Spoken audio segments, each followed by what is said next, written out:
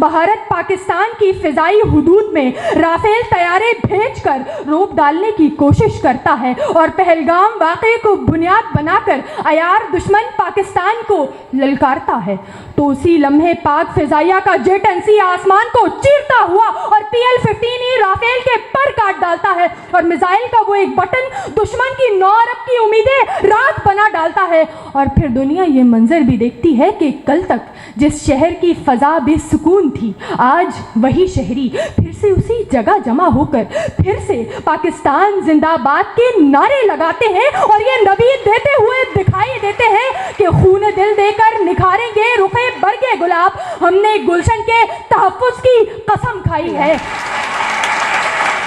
जब दुश्मन ने हमारी सरहदों पर मैली निगाह डाली तो हमारी धरती के सपूत फौलाद बनकर दीवार बन गए और दुश्मन को शिकस्त दी।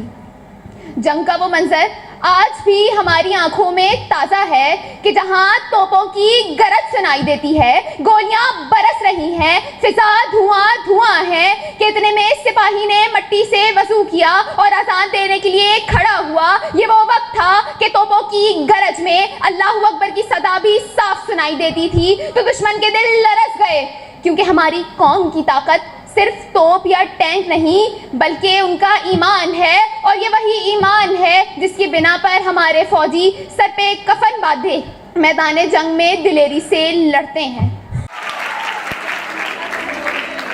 हमने कभी इस बाग का तहफ़्फ़ुज़ बनियानुम मरसूस से किया, तो कभी 1965 की जंग से, कभी हमने मेजर अजीज़ भट्टी की शक्ल इख्तियार की, तो कभी हम डॉक्टर अब्दुल कदीर खान बन के उभरे, कभी हम राशिद मिन्हाज बने, तो कभी हम पायलट औरंगजेब बने और सदर-ए-ज़ी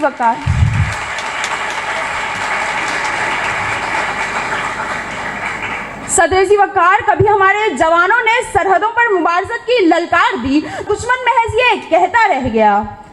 पाकिस्तान ने तो हम पर ही हमला करना शुरू कर दिया।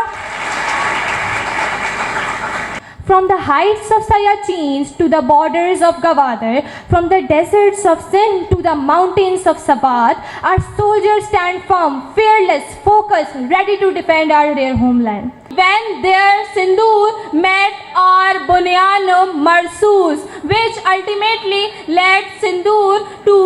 surrender. अब इसे जिनाह का पाकिस्तान बनाना है, क्योंकि हमने गुलशन के तहफ्फुज़ की कसम खाई है।